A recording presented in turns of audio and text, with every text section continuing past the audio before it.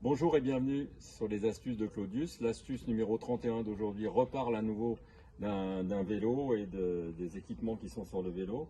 On va parler aujourd'hui du réglage du guidon, du réglage de la selle et on va commencer par le réglage du guidon. Donc pour régler le guidon, il faut démonter le guidon par rapport à la structure du vélo.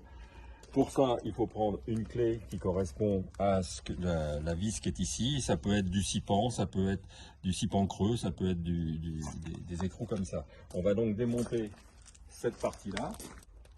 Donc pour démonter, on prend une clé qui va bien.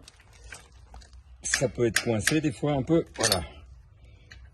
On défait de quelques millimètres comme ça, 5 mm.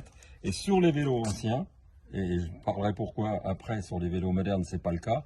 Sur les vélos anciens, il faut débloquer le système. Là il est débloqué et là maintenant le guidon est libre. Donc le guidon peut se monter comme on veut ou descendre comme on veut quoi. Voilà, on va remettre.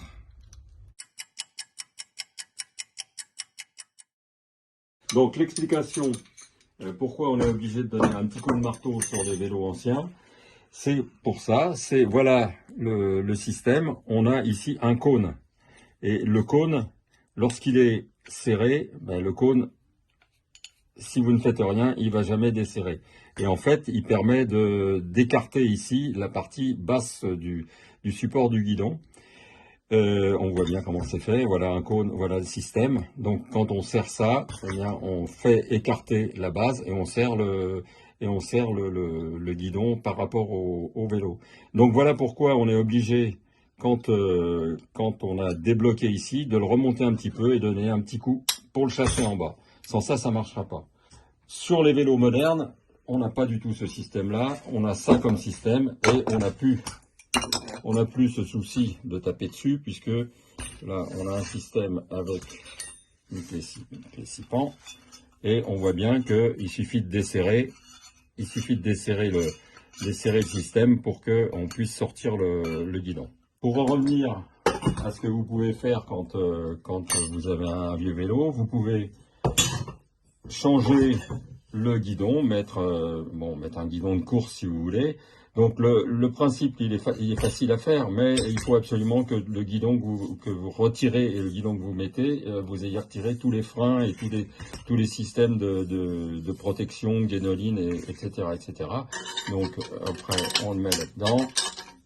Voilà, on fait le petit chemin, voilà, on peut mettre le guidon comme on veut dans un sens, dans un autre. Voilà, ça c'est un guidon de course. Et on peut mettre aussi, si on veut, un guidon de ville. Voilà, le principe est toujours le même. Ah, j'ai oublié de dire que pour arriver à retirer ce système-là, il faut bien sûr dévisser ici la partie qui permet de coincer le guidon dans son support.